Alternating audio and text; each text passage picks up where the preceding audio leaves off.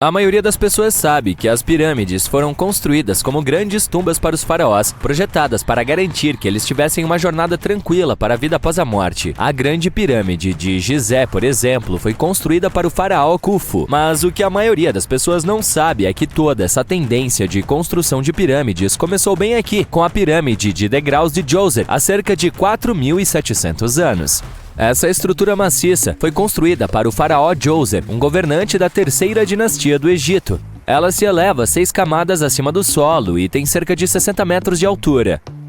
Hoje, pensamos nela como um projeto arquitetônico fenomenal, mas para os antigos egípcios, a pirâmide de degraus de Djoser acabou sendo mais um grande experimento, um teste, se preferir, para aperfeiçoar suas habilidades de construção antes de partirem para pirâmides ainda mais ambiciosas. Atingir novas alturas é muito empolgante, mas o verdadeiro mistério é o que está acontecendo embaixo da terra. No labirinto subterrâneo dessa pirâmide, há uma rede de túneis que se estende por cerca de 5,5 km de comprimento, e alguns pesquisadores acreditam que esses túneis podem ter sido parte de um sofisticado sistema de água que poderia mudar completamente o que pensamos sobre a construção de pirâmides. Vamos falar sobre esse enorme complexo localizado em Saqqara. Ao redor da pirâmide, há o que é conhecido como Fosso Seco, uma vala contínua com até 50 metros de largura e quase 3 km de comprimento.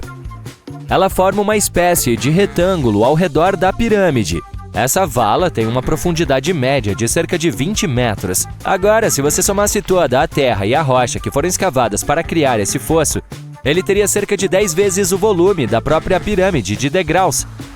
Durante muito tempo, as pessoas simplesmente presumiram que essa trincheira não passava de uma enorme pedreira, um local onde se escavava pedra e argila para construir a pirâmide de degraus. Faz sentido, certo?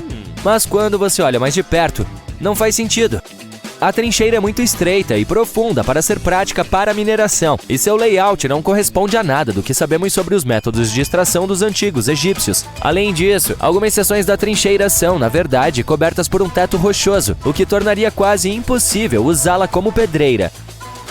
Outra teoria sugere que o Fosso Seco tinha algum tipo de significado espiritual. Talvez fosse um lugar sagrado onde as almas dos nobres se reuniam para servir o falecido rei na vida após a morte.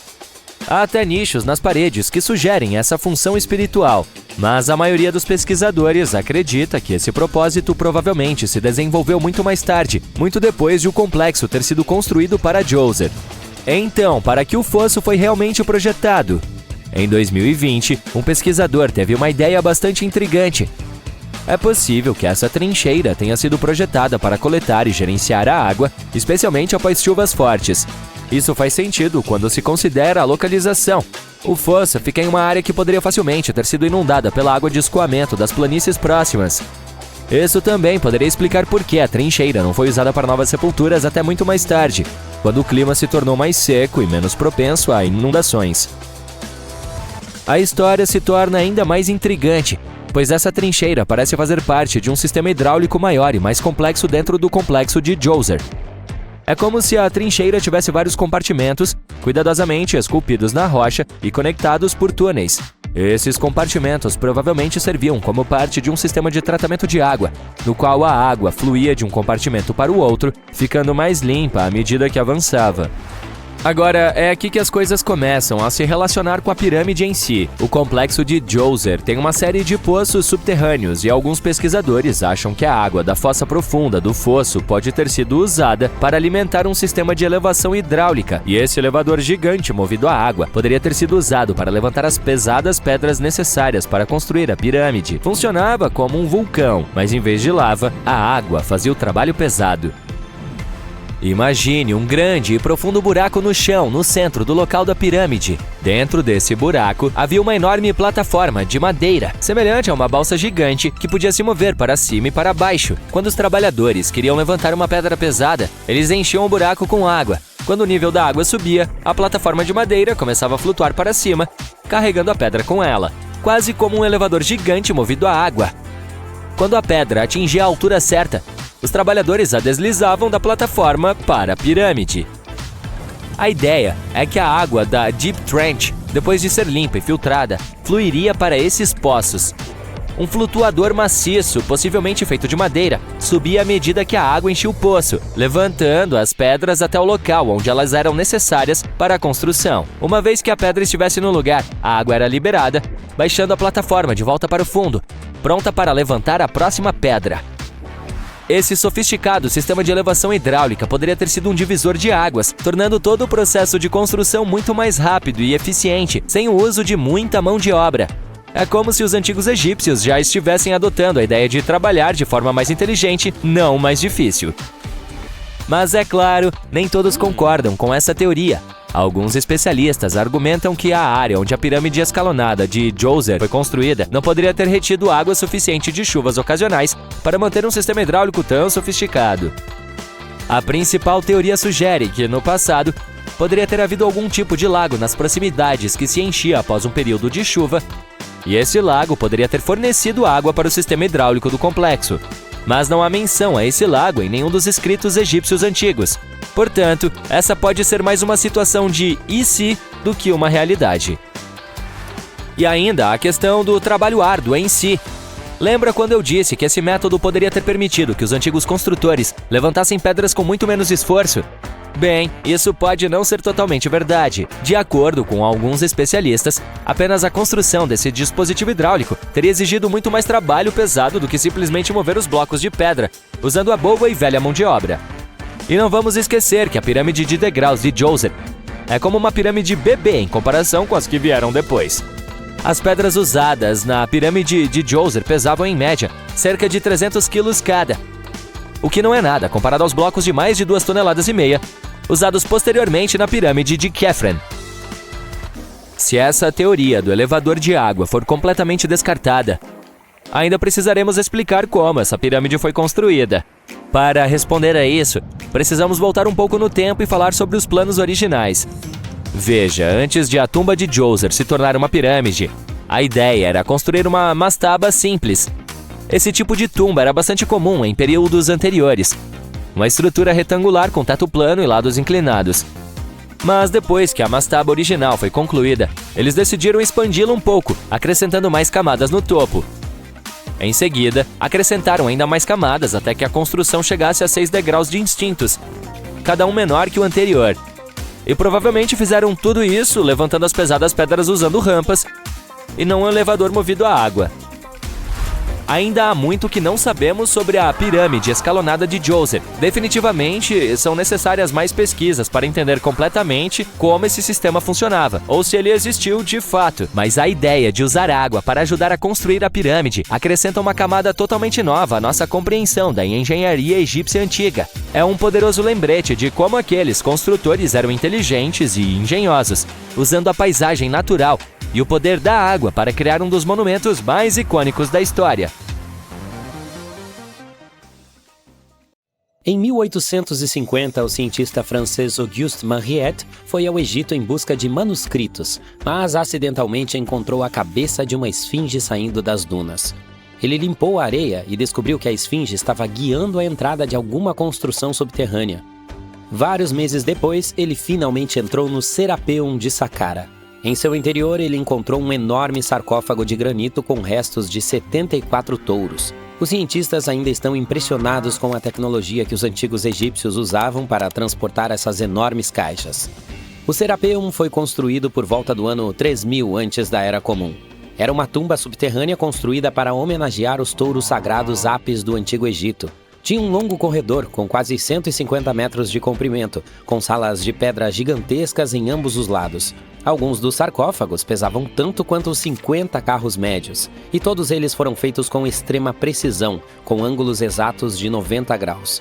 Esses sarcófagos eram lindamente decorados com hieróglifos e entalhes que contavam histórias sobre a vida e a importância dos touros Apis. Agora restam 24 sarcófagos. No Antigo Egito, os touros Apis eram animais muito especiais ligados à divindade Ptah. Eles acreditavam que os touros carregavam o espírito e a sabedoria de Ptah, ajudavam o faraó e protegiam os egípcios. Os sacerdotes procuravam marcas especiais nos touros jovens para encontrar os touros Apis. Poderia ser um triângulo branco em sua testa, que simbolizava a luz divina, uma forma em suas costas, como uma asa de abutre, e uma forma de escaravelho sob sua língua, que representava o renascimento. Se o touro apresentasse esses sinais, eles acreditavam que ele havia sido escolhido por Ptah e o tratavam como realeza. Os touros escolhidos viviam em um templo especial em Mênfis, a cidade onde adoravam Ptah. Eles recebiam os melhores cuidados e ofertas dos visitantes que desejavam suas bênçãos. Quando um touro Apis morria, era tratado com grande honra e mumificado. Quando Mariette entrou no Serapeum, notou vestígios de rolos no piso das galerias e encontrou 2 guinchos horizontais de madeira. Cada um tinha 8 alavancas. Mais tarde, outros exploradores viram trilhos duplos. As câmaras funerárias eram mais baixas do que o piso do corredor. Para colocar as caixas no lugar, os trabalhadores encheram as câmaras com areia para que os sarcófagos pudessem ser rolados em linha reta. Em seguida, eles removiam lentamente a areia para abaixar com cuidado as caixas em espaços perfeitamente cortados no leito rochoso. Uma placa de pedra esculpida encontrada no Serapeum dizia que foram necessários 28 dias para mover apenas um sarcófago e sua tampa para seu lugar durante a época de Ptolomeu II. A extrema precisão dos sarcófagos com ângulos de 90 graus também tem uma explicação. Os antigos egípcios escreveram textos, ou melhor, papiros, sobre geometria há muito tempo. Isso mostra que eles conheciam um número aproximado π e podiam calcular o volume de uma pirâmide com o topo cortado. Se naquela época eles conseguiam descobrir uma matemática complicada como essa, faz sentido que também pudessem esculpir superfícies perfeitamente planas 500 anos depois. Tudo isso parece bastante legítimo, mas algumas pessoas acham que certas coisas não batem certo aqui. O tamanho das caixas é muito maior do que o tamanho dos touros, mas eles enterravam os faraós em caixões minúsculos que mal cabiam em seus corpos.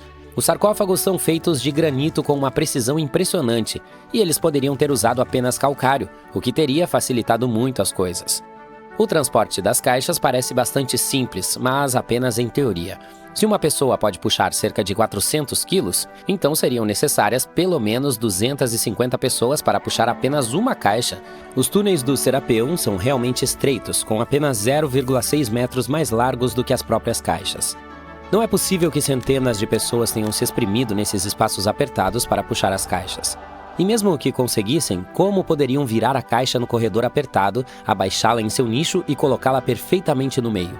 De alguma forma, eles fizeram isso 24 vezes, e todas as caixas estão perfeitamente centralizadas. Além disso, as câmaras estavam empoeiradas e não havia sinais de fuligem de lâmpadas. Isso significa que eles devem ter trabalhado em uma escuridão quase completa.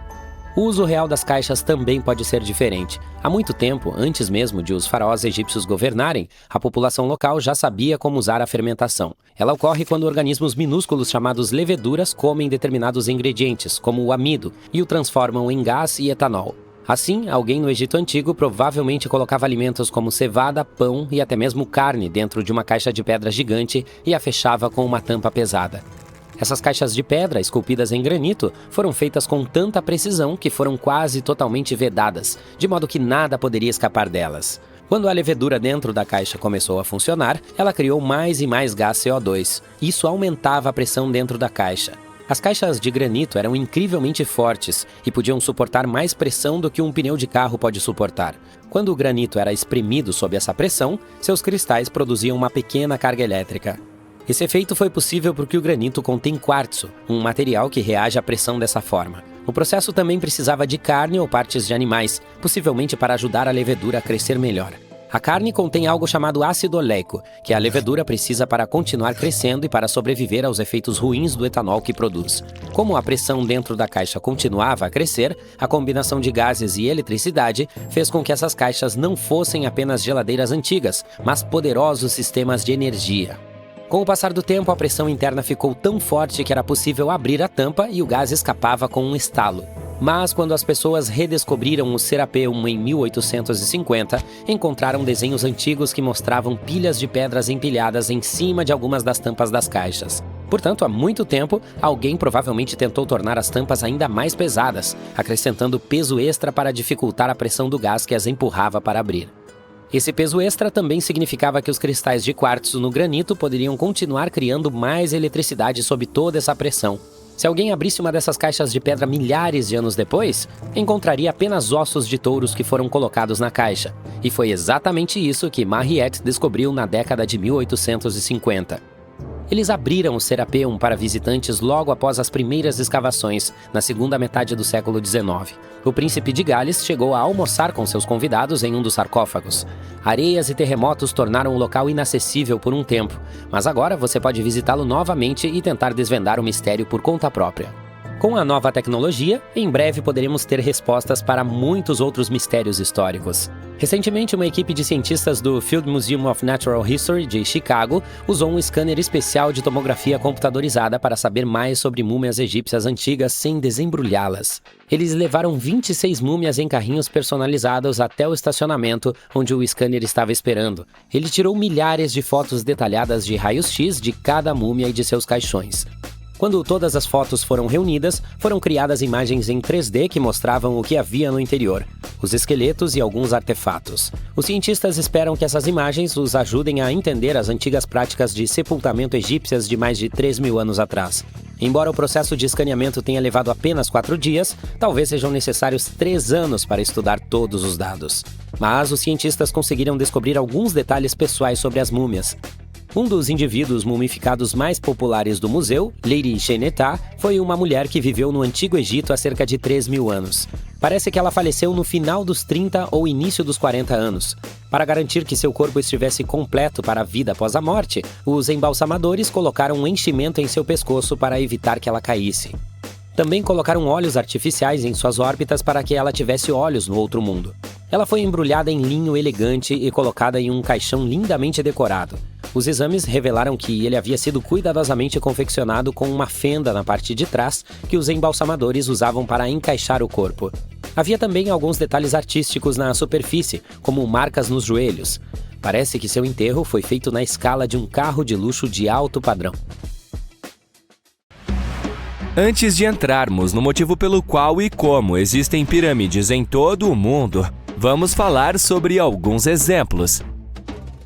Começarei com a Pirâmide do Sol em Teotihuacan, México. Essa gente realmente sabia como construir uma cidade. Seu centro urbano bem planejado se estendia por mais de 4.480 acres e ostentava várias pirâmides, mas a Pirâmide do Sol é a mais impressionante.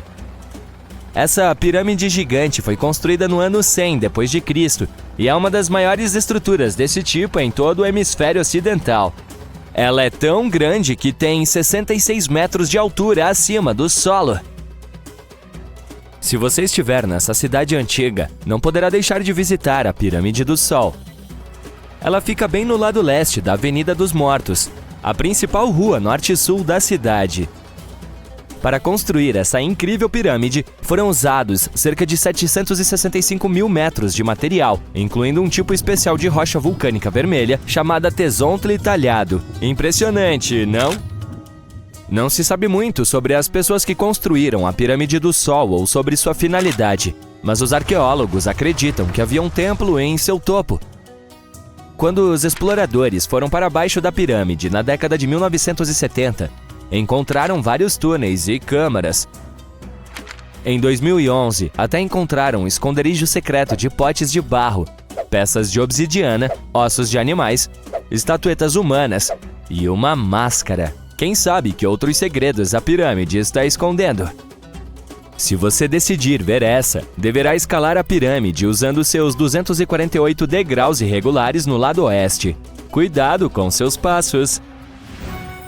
O Sudão também tem algumas pirâmides. As pirâmides da Núbia não são tão grandes quanto as do Egito, mas ainda tem cerca de 200 delas. Essas pirâmides antigas abrigaram as tumbas dos faraós do reino Meroitic por quase 1000 anos, e eles governaram o Egito da Núbia até o mar Mediterrâneo. As pirâmides de Meroé foram construídas com granito e arenito avermelhado. Ah, e você sabia que o Sudão tem mais pirâmides antigas do que o Egito? As pirâmides de Kushite retratam a arquitetura indígena e as tradições de sepultamento dos reinos Napata e Meroé da Núbia, influenciados pelo Antigo Egito. Meroé, o local de sepultamento de mais de 40 rainhas e reis, é o mais extenso local de pirâmides núbias. As paredes das tumbas retratam membros da realeza mumificados, adornados com joias, com seus caixões de madeira contendo arcos, aljavas de flechas e outros artefatos que apontam para o relacionamento e o comércio meroítico com as civilizações egípcia e grega.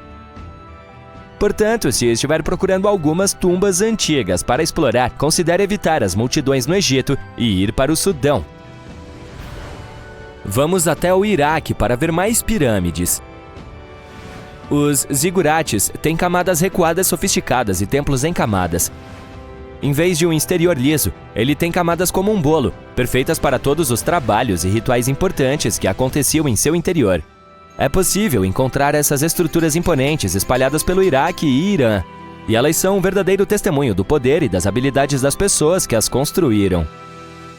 Um dos maiores e mais impressionantes zigurates é o Zigurate de Ur.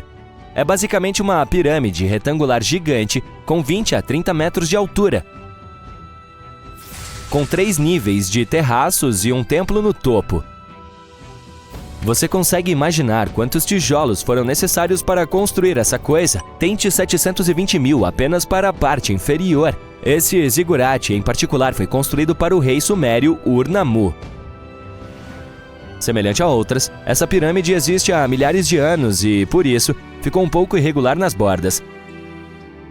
Felizmente, o rei babilônico Nabucodonosor II e alguns arqueológicos vieram em seu socorro nos séculos 6 e 20, respectivamente. E agora você pode encontrá-la perto da base aérea de Talil. O Zigurate de Ur foi construído em 2100 a.C. pelo rei Ur-Nammu para a divindade lunar Nana. Era o edifício mais alto da cidade, podia ser visto a quilômetros de distância. Era como o pináculo de uma catedral medieval de sua época. As pessoas vinham até aqui para trazer seus excedentes agrícolas, receber suas cotas de alimentos e buscar nutrição espiritual. Infelizmente, o templo de Nana, no topo do zigurate, não sobreviveu, mas temos alguns tijolos azuis esmaltados que podem ter feito parte de sua decoração. No entanto, as partes inferiores do zigurate são incríveis. Os arquitetos até incluíram buracos no exterior cozido do templo para permitir que a água evaporasse de seu núcleo. Já que exploramos algumas das pirâmides de nosso planeta, vamos dar uma perspectiva mais ampla. Elas podem ser encontradas em muitas partes do mundo. O Egito tem mais de 100 pirâmides, o dobro desse número está no Sudão, e dezenas de outras estão espalhadas no Oriente Médio e na China. As Américas têm o maior número de pirâmides no total, com mais pirâmides do que o resto do mundo combinado. Essas pirâmides estão localizadas no México, na Guatemala, em Honduras e El Salvador. É hora de saber mais sobre a evolução das pirâmides ao longo da história. A pirâmide mais antiga fica no Egito. Essa pirâmide era de degraus, criada colocando-se uma camada de pedra sobre a outra. Atribui-se ao faraó Snefero a criação da forma de pirâmide que reconhecemos hoje. Durante seu reinado de 45 anos, ele construiu 3 pirâmides. Suas 2 primeiras tentativas falharam, mas ele finalmente acertou com a Pirâmide Vermelha, que é considerada a primeira pirâmide verdadeira. Foi o filho de Snefero, Khufu, quem construiu a Grande Pirâmide de Gizé, a estrutura humana mais alta da Terra por quase 4.000 anos. As pirâmides latino-americanas são semelhantes às primeiras pirâmides de degraus egípcias, mas foram construídas independentemente, sem conhecimento umas das outras. As pirâmides do Sudão foram construídas por volta de 700 a.C. e são altas, mas muito mais estreitas do que as do Egito. Como é que todas essas civilizações construíram essas coisas sem sequer enviar mensagens de texto umas para as outras? Afinal de contas, os astecas, os maias e os antigos egípcios eram os mais diferentes possíveis. Mas apesar de suas diferenças culturais, todos pareciam concordar em uma coisa: as pirâmides eram muito legais. As pirâmides de degraus estão em todo o mundo porque eram a maneira mais viável e estável de construir estruturas grandes e altas sem acesso a materiais de construção mais leves, como madeira e metal. A forma triangular com base de 2,5 km² é a melhor maneira de construir uma estrutura robusta, e uma estrutura em forma de cubo exigiria mais material para uma altura menor. Agora, no que diz respeito ao design da pirâmide, as pirâmides egípcias eram como triângulos gigantes, com uma base de 2,5 km², lados lisos e um topo pontiagudo. Já os astecas e os maias optaram por um visual de bolo em camadas, com degraus que levavam a uma plataforma plana no topo. Portanto, embora todas essas pirâmides compartilhem a mesma forma básica, elas têm seu próprio estilo exclusivo. Cada grupo construiu suas pirâmides usando diferentes materiais, técnicas e ângulos de inclinação. Portanto, embora possam ter se inspirado ocasionalmente no trabalho uns dos outros, eles estavam apenas fazendo o que queriam. As pirâmides egípcias tinham lados lisos e angulares, projetados para ajudar a alma do faraó a ascender ao céu. A Pirâmide do Sol foi construída sobre uma série de cavernas que serviam de passagem para as divindades. Os maias construíram o templo de Kukulkan em Chichén Itzá para homenagear a divindade Kukulkan, geralmente representada por uma serpente. Apelidado de El Castillo, ele tem 91 degraus de cada lado, mais uma plataforma. São 365 degraus, um para cada dia do calendário maia. Diz aí, incríveis, como as pirâmides foram construídas. Para começar, foram os humanos que as construíram, não uma raça estrangeira vinda do espaço que aterrissou na Terra. Uma coisa que todas as pirâmides têm em comum é o fato de terem sido construídas sem ferramentas avançadas ou mesmo sem a roda. Foram necessárias muitas pessoas para construí-las, incluindo trabalhadores e arquitetos qualificados. Por exemplo, estima-se que 20 mil pessoas construíram a Grande Pirâmide de Gizé, e acredita-se que a maioria delas era de trabalhadores qualificados. A construção das pirâmides era um empreendimento gigantesco, que exigia anos de planejamento e esforço. A Grande Pirâmide de Cholula, no México, levou 600 anos para ser concluída. Quando você ouve a palavra múmia, deve sentir um calafrio na espinha. A maioria de nós associa essa palavra aos personagens assustadores que vimos em alguns filmes de terror, mas na realidade, as múmias nos ajudam a entender muito sobre as civilizações antigas, seus governantes e sobre como as pessoas lidavam com a perda de seus entes queridos. Os povos mais famosos do mundo por suas múmias são os antigos egípcios. Eles acreditavam que algum tipo de existência após a morte era possível se certas condições fossem atendidas. É por isso que eles insistiam em preservar o corpo humano por meio do processo de mumificação e colocar a múmia em uma tumba mobiliada, uma espécie de apartamento próprio em pleno funcionamento. Por que eles acreditavam nisso? Bem, porque estavam profundamente conectados ao seu ambiente natural em sua maior parte.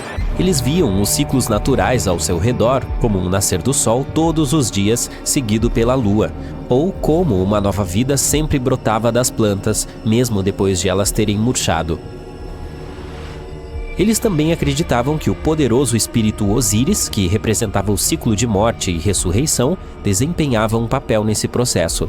Para se preparar para a vida após a morte, os antigos egípcios seguiam certos rituais, como a mumificação, que envolvia o uso de materiais como mel, resinas e incenso para preservar o corpo.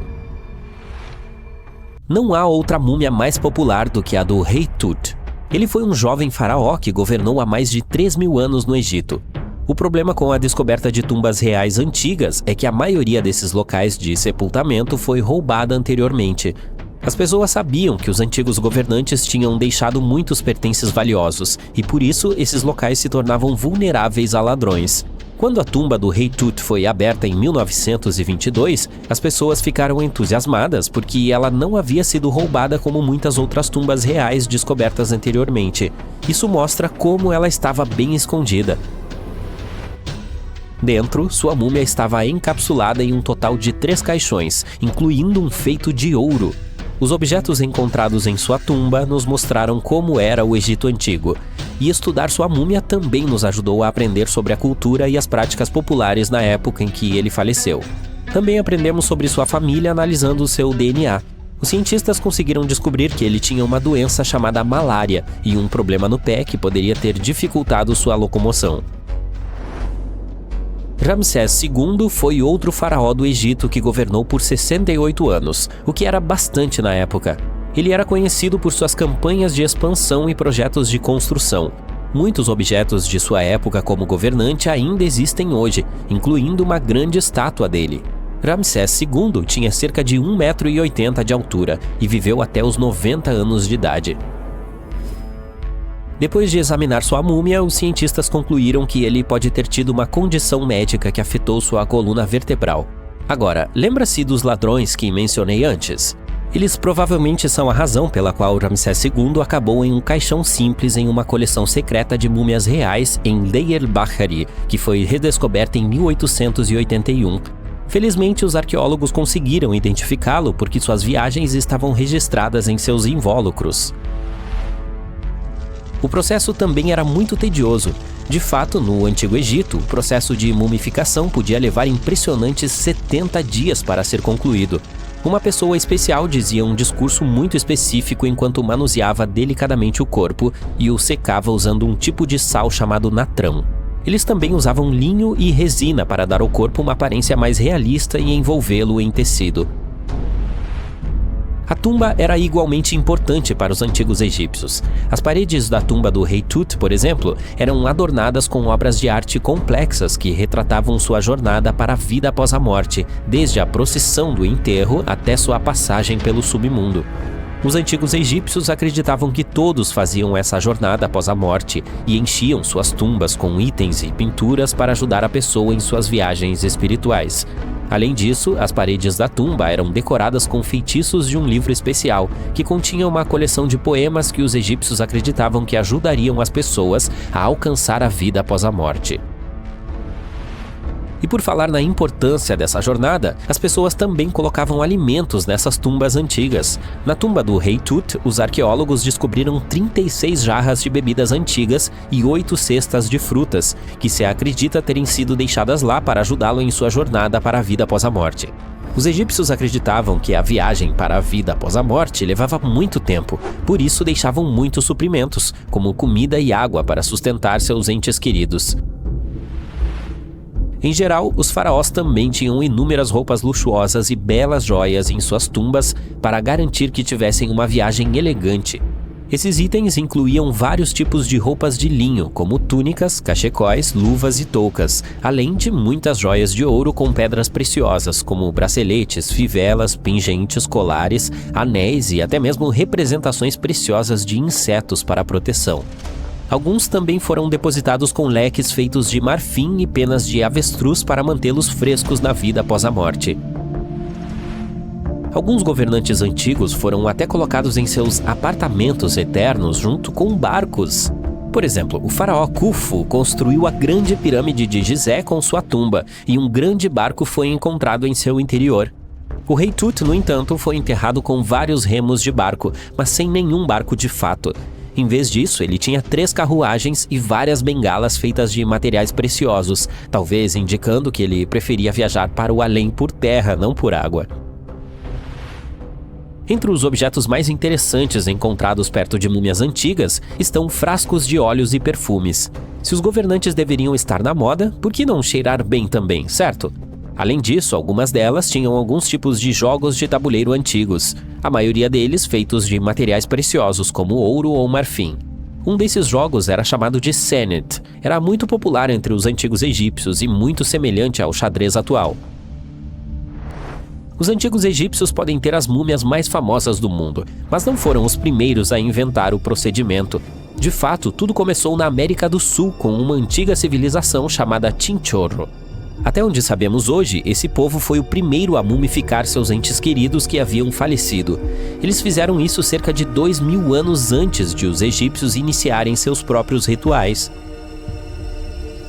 É claro que podemos saber muito sobre os antigos governantes estudando essas múmias, mas até recentemente não tínhamos ideia de como eles realmente eram durante sua vida. No entanto, não faz muito tempo, arqueólogos que estudavam objetos egípcios antigos encontraram algumas pinturas de múmias muito especiais.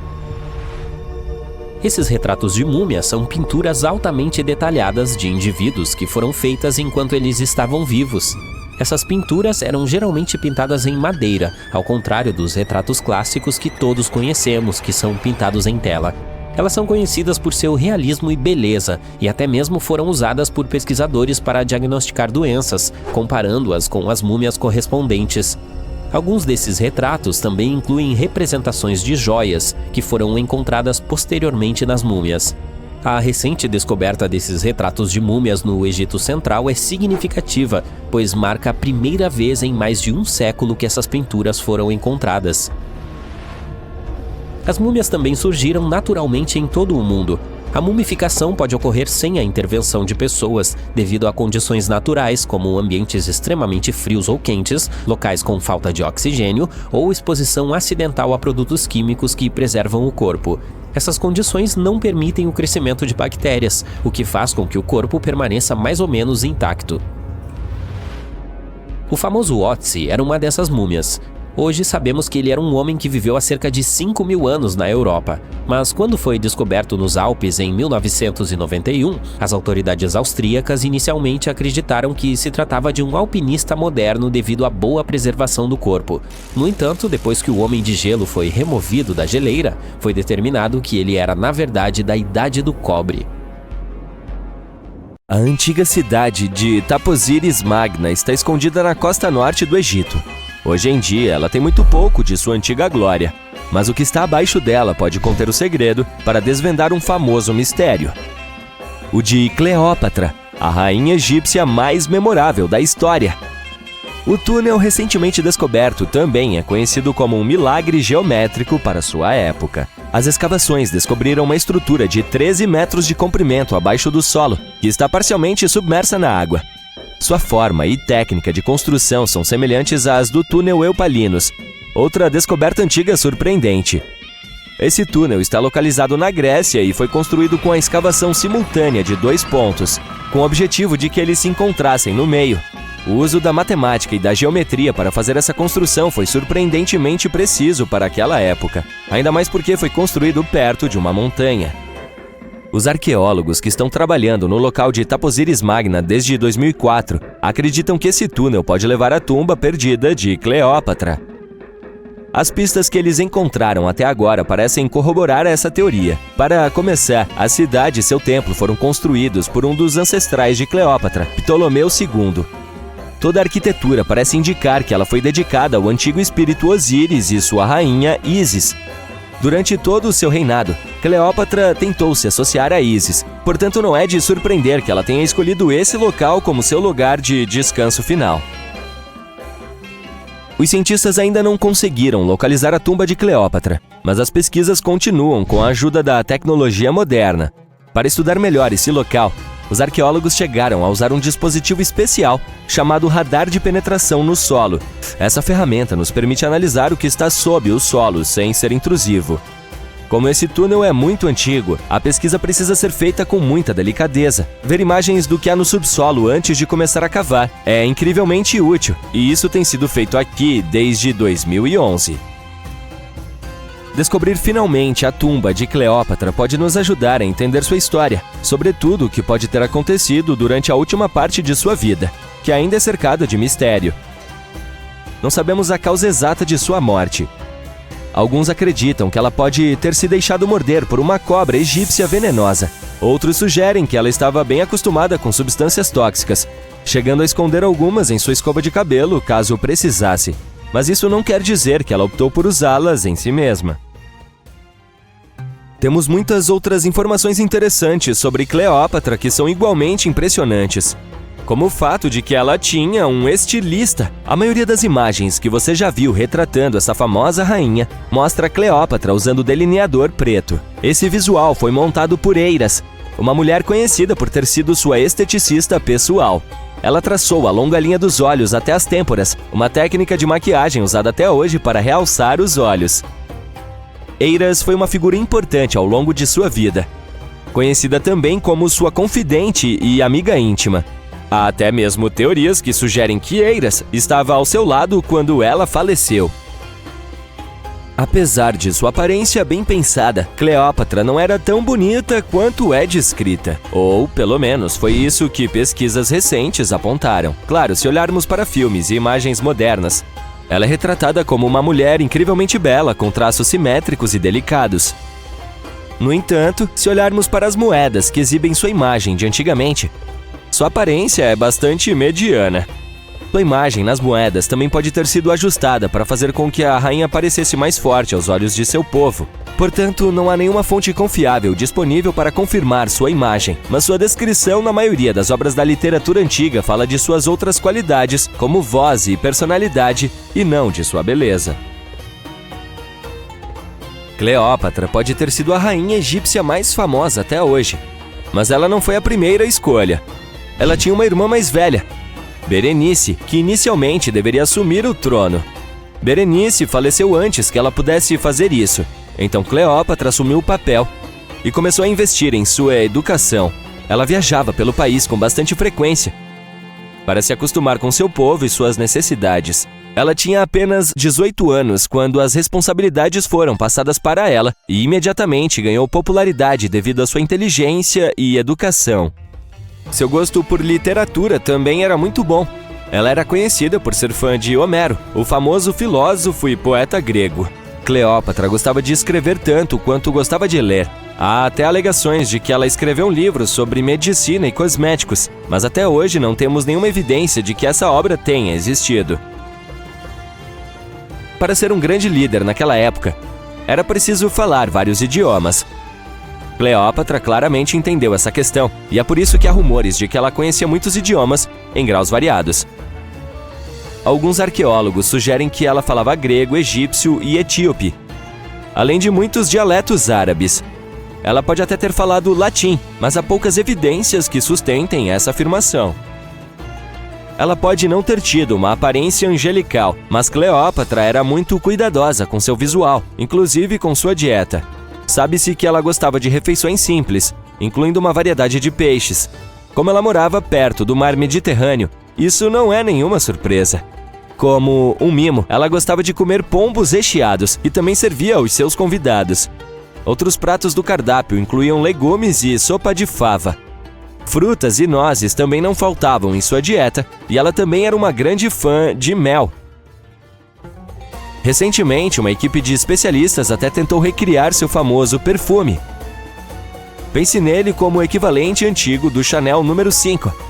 Cleópatra era conhecida por ser fã de aromas luxuosos que ela acreditava poder influenciar até mesmo a maneira como as pessoas a tratavam quando a encontravam. A base desse perfume é a mirra, uma resina colhida de uma árvore local. Outros ingredientes adicionados à mistura também foram encontrados na época, como cardamomo, azeite de oliva e canela. Os resultados podem não ser tão delicados quanto os perfumes que conhecemos e usamos hoje. Sua consistência era muito mais espessa e o aroma durava muito mais. Quando estava no auge de seu poder, Cleópatra pode ter sido a pessoa mais rica do mundo. Naquela época, ela governava um território que se estendia por todo o Mediterrâneo, desde a atual Líbia, no oeste, passando pelo Egito até a Síria, no leste. Esse é o maior território já governado por uma mulher.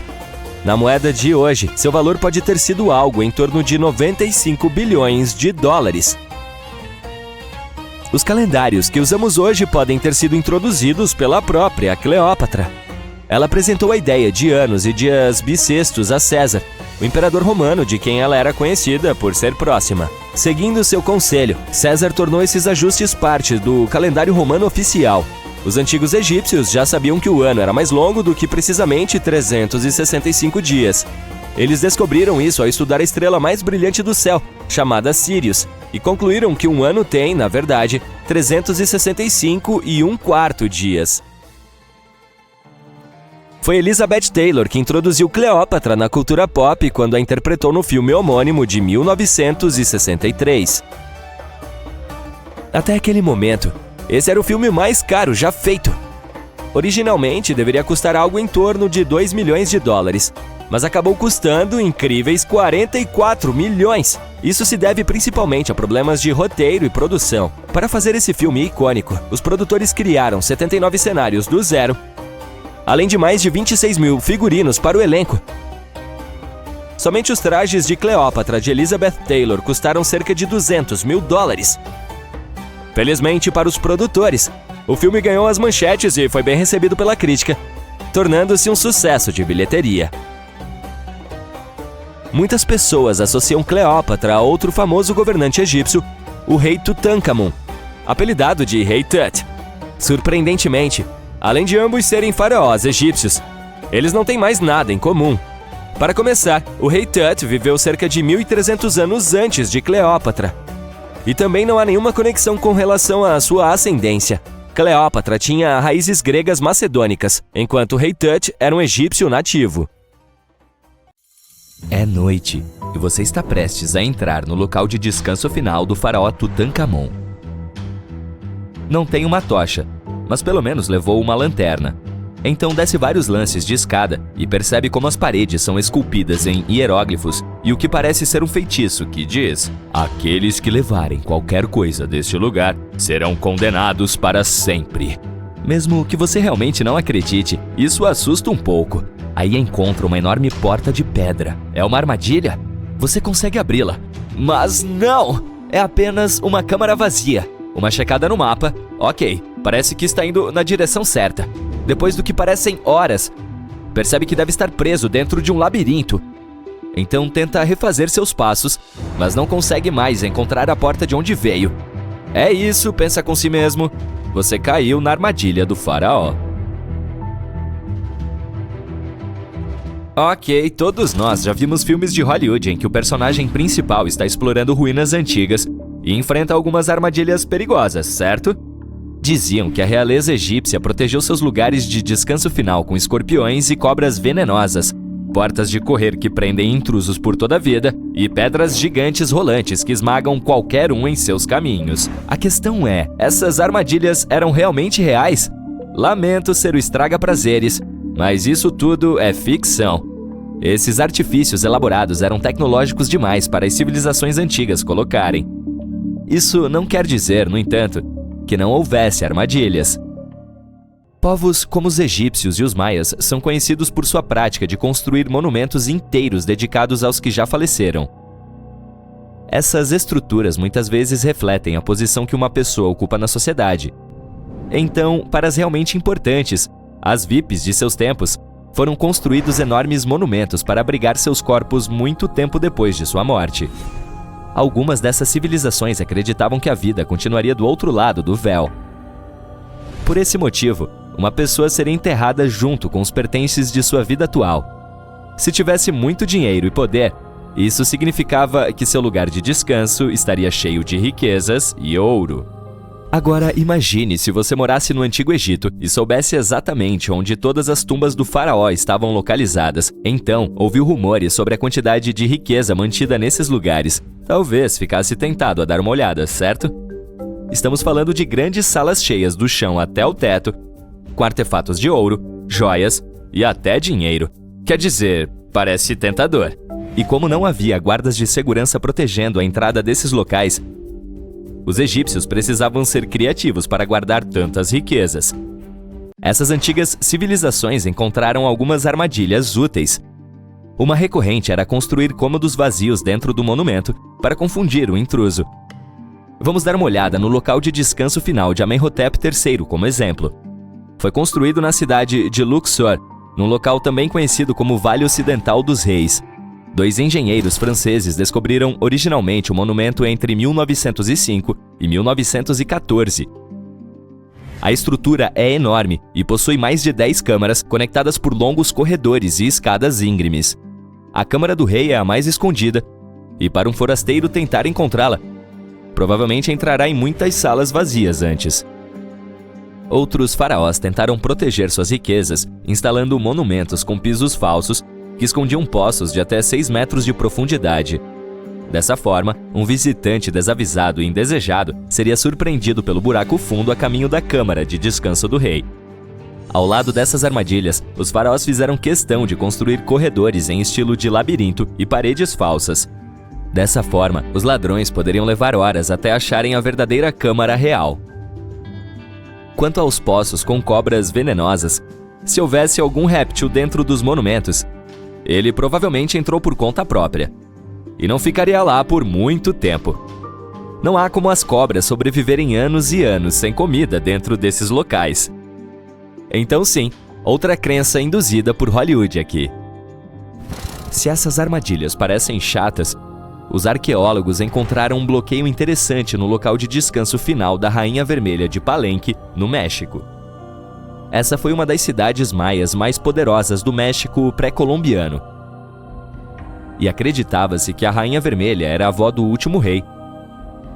Sem dúvida, alguém de grande importância para o Império. Em sua homenagem, um enorme monumento foi construído para guardar seu corpo após sua morte. A descoberta da tumba em si já foi emocionante. Os arqueólogos encontraram um monumento antigo ao cavar no local em 1994. A primeira coisa que viram foi uma sala com uma porta escondida. Assim que a abriram, descobriram um longo corredor. Finalmente, no final dele, ficava o aposento da rainha. A equipe de arqueólogos estava muito animada para desenterrar essa câmara com a múmia da própria monarca ainda dentro dela. Eles a encontraram acompanhada de suas pérolas, conchas de jade e pedras caras. Mas enquanto exploravam os restos mortais, viram algo bastante estranho. A sala estava cheia de um pó vermelho. Os pesquisadores sabiam que essa cor era importante para o povo maia e que muitas de suas roupas e edifícios eram decorados com ela. Mas não entenderam por que a rainha foi enterrada com essa substância vermelha desconhecida. Depois de levarem uma amostra para uma análise mais aprofundada, descobriram que o pó era cinábrio, um mineral muito perigoso. Quando inalado, ele pode causar sérios danos à saúde. A equipe concluiu que isso só poderia ser uma armadilha para quem tentasse roubar suas riquezas. Ok, pós tão perigosos podem ter funcionado como as armadilhas mais intensas que vimos até agora. Mas talvez a maneira mais barata de afastar visitantes indesejados fosse espalhar feitiços escritos por todo o monumento. Provavelmente vamos rir disso hoje, mas antigamente eles eram mais ou menos eficazes. E geralmente diziam que a pessoa que pegasse qualquer coisa daquele lugar teria um destino trágico. Alguns feitiços diziam que os intrusos perderiam suas casas em grandes incêndios ou inundações terríveis. Outros davam conta de que os larápios teriam problemas de saúde incuráveis e não diagnosticados, mas não eram suficientes para impedir os roubos. Existem algumas histórias sobre como esses feitiços podem ter sido reais. Uma delas é do famoso egiptólogo britânico Howard Carter, o responsável por desvendar o local de descanso do faraó Tutankhamon na década de 1920. Após meses de escavações mal sucedidas, Carter descobriu a existência da tumba por acaso. Encontrou a entrada de uma escada logo abaixo do solo onde esteve procurando durante todos aqueles meses. Com a ajuda de uma equipe, ele limpou as pilhas de areia que bloqueavam as escadas e descobriu uma porta. Nela havia vários símbolos reais esculpidos e Carter sabia que aquilo só poderia significar que uma pessoa muito importante havia sido enterrada ali. E ele estava certo. Com um cinzel, fez um buraco no canto superior esquerdo da porta e iluminou sua visão com a ajuda de uma vela. O cara não podia acreditar no que estava vendo. O reflexo de vários itens de ouro e joias amontoando-se na câmara diante dele.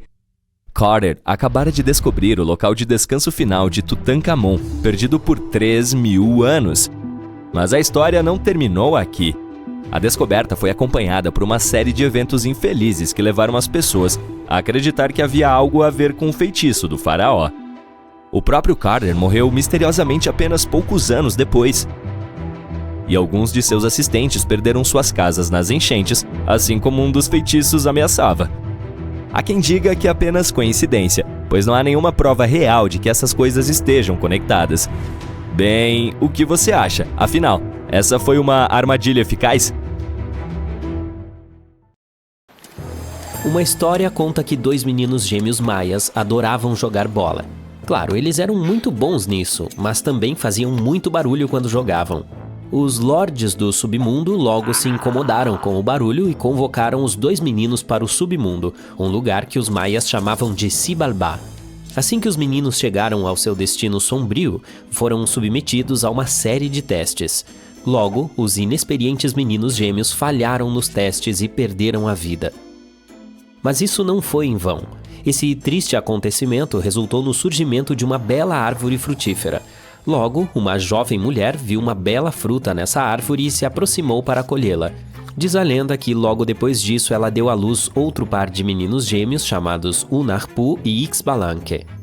Assim como seus ancestrais, esses gêmeos eram ótimos jogadores de bola, mas eram igualmente barulhentos e os lordes do submundo ficaram irritados novamente.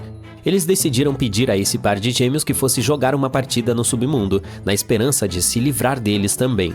Quando os gêmeos chegaram, os lordes os enviaram por vários lugares assustadores. O primeiro foi a Casa Escura, que era como um breu. Em seguida, eles passaram pela Casa das Facas, onde tiveram que evitar se machucar. Em seguida, os gêmeos fizeram uma fogueira na Casa do Frio para não congelar e passaram pela Casa dos Jaguares, onde enganaram os animais para que não os comessem. Por fim, eles entraram na Casa dos Morcegos, onde pareciam ter perdido a sorte. Um dos morcegos conseguiu fugir com a cabeça de Unarpu. Os lords então desafiaram os gêmeos a jogar bola com eles, mas os meninos estavam claramente em desvantagem. Ixbalanque colocou uma tartaruga nos ombros de Unarpu para compensar sua cabeça perdida, e eles começaram a jogar. Quando os lords se distraíram com um animal perto da quadra, Ixbalanque roubou a cabeça de seu irmão e a colocou de volta no lugar. Para a irritação dos lords, os gêmeos conseguiram empatar o jogo. Unarpu e Ixbalanque continuaram a fazer uma série de truques para os lords do submundo. Um deles envolvia Ixbalanque ferir o Unarpu e depois trazê-lo de volta à vida. Os lords ficaram tão impressionados com o desempenho dos gêmeos que pediram que eles fizessem o mesmo truque com eles. É claro que os gêmeos concordaram, mas depois de realizar o truque em alguns dos lords, eles se recusaram a reanimá-los.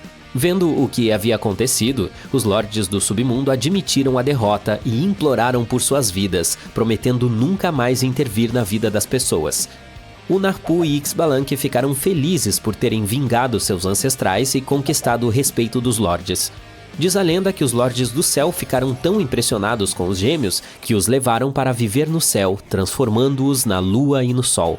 A civilização maia foi uma das sociedades indígenas mais dominantes da história, e seu folclore e suas tradições ainda são descobertos e estudados atualmente.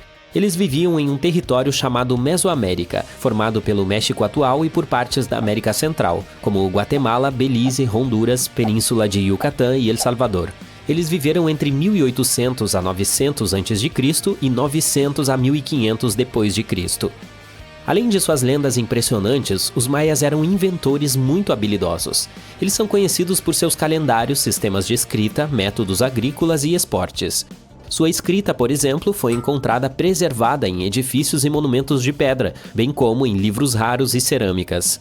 Trata-se de um sistema composto por mais de 800 hieróglifos em várias combinações. Dizia-se que cada um desses sinais representava uma sílaba. Seu sistema de escrita foi decifrado por acidente por Tatiana Proskuriakov, uma mulher americana que inicialmente estudou para ser arquiteta. Como não encontrou emprego em sua área, ela acabou se tornando pesquisadora dos maias, apesar de não ter formação acadêmica para tal. Ela foi a primeira a perceber que o glifo maia do sapo levantado significava nascimento e que o glifo da dor de dente significava a data em que o rei subia ao trono. Isso tornou mais fácil para os cientistas identificar as datas de nascimento e os nomes dos governantes de uma dinastia maia específica. Eles também inventaram o conceito de zero, que é visto como uma das maiores inovações da matemática, da física e da história da humanidade. É claro que, já naquela época, as pessoas entendiam a ideia de não ter nada, mas o conceito de zero como um número é uma invenção relativamente nova. Um fato interessante sobre os maias é que eles gostavam muito de chapéus. Quanto maior fosse o seu chapéu, mais importante você parecia. Não só era uma espécie de declaração de moda, mas também fazia com que parecessem mais altos, o que era muito importante para a estética deles. Os maias também criaram um dos calendários mais intrincados e complexos da história da humanidade. Foi o primeiro a usar o zero como espaço reservado. Seu calendário terminava em 21 de dezembro de 2012, o que levou algumas pessoas a acreditarem que isso significava o fim do mundo. Obviamente, esse não era o caso. Aconteceu que a data coincidiu com o fim de um ciclo de anos maia. Mas por mais avançados que fossem em ciência e astronomia, eles cometeram alguns erros. Um deles era a crença de que o mundo era plano. Sua teoria era de que os 4 cantos do mundo eram vigiados pelos senhores irmãos que impediam que o céu caísse sobre suas terras. No entanto, é de se tirar o chapéu para seus cardápios, pois eles eram conhecidos consumidores de chocolate. Eles transformaram o consumo de chocolate em uma forma de arte. No entanto, a bebida que eles faziam com ele não era exatamente como o chocolate quente que apreciamos hoje. Sua receita incluía a mistura de cacau com água, mel, pimenta, fubá e outros ingredientes para fazer uma bebida espumosa e picante. O ritual de beber cacau era uma parte crucial de suas celebrações. Ainda não terminamos de descobrir todas as partes incríveis de sua arquitetura e civilização. Há apenas alguns anos, uma pirâmide maia foi encontrada em Toniná, no estado mexicano de Chiapas. Estima-se que ela tenha mais de 1000 anos. A razão pela qual ela escapou dos arqueólogos por tanto tempo foi o fato de estar escondida sob o que se acreditava ser uma colina natural. As ruínas de 2 cidades maias foram descobertas recentemente no estado de Campeche. Por que não as encontramos até agora? Bem, elas estavam ocultas por uma vegetação muito densa, o que dificultou o acesso dos arqueólogos. Os maias não desapareceram simplesmente. Seus descendentes ainda estão por aí hoje, muitos deles optando por viver em suas terras ancestrais.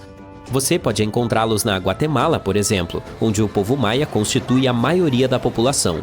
Em geral, o grupo étnico maia contém pessoas que falam diferentes idiomas maias, como o Yucatec, Quiche, Quechua ou Mopan. Eles não tinham ideia do que era um dia de spa, mas os maias realmente gostavam de suar de vez em quando. Foram descobertas tendas de suor ao redor de antigos locais maias. Elas eram construídas de pedra ou adobe. Essas tendas eram uma parte essencial de seus rituais de limpeza e saúde. Uma das mais antigas tendas de suor foi encontrada em Cuello, no norte de Belize, e parece datar de 3.000 anos atrás. Uma das partes mais importantes da cultura maia era um jogo de bola que eles chamavam de pits. Ele tinha um significado tanto político quanto espiritual. Podemos ver quadras em partes importantes dos sítios arqueológicos maias. O principal objetivo do jogo era passar uma bola de borracha por um aro de pedra muito alto sem usar as mãos. Basicamente era uma combinação de futebol e basquete. No entanto, podia ter consequências graves. O perdedor poderia às vezes até perder a própria vida. De fato, eram apostas altas. Por causa desse jogo e da necessidade de bolas saltitantes, o povo maia foi uma das primeiras culturas a usar a borracha. Eles a fabricavam usando látex natural. Havia diferentes tipos de borracha, dependendo das substâncias naturais com as quais o látex era misturado. E isso, meu amigo, é como a bola quica. Desculpe, mas você me conhece, não consegui resistir.